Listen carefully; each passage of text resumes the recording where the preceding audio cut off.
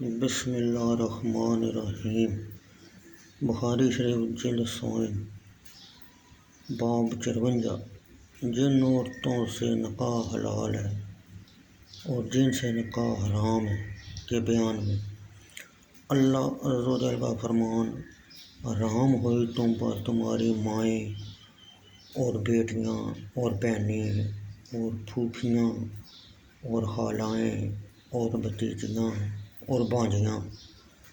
آخر آیت ان اللہ کان غفورا رحیما تک۔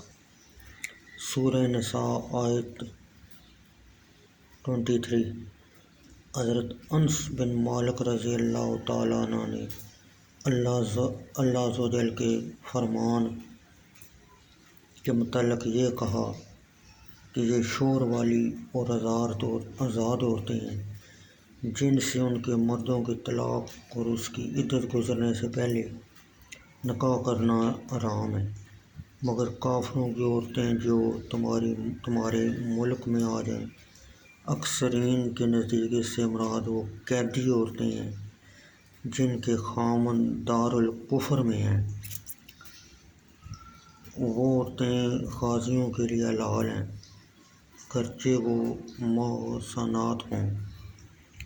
اس میں کوئی حرج نہیں کہ کوئی شخص اس لونڈی سے نکاح کرے جو اس کے غلام کے نکاح میں ہے۔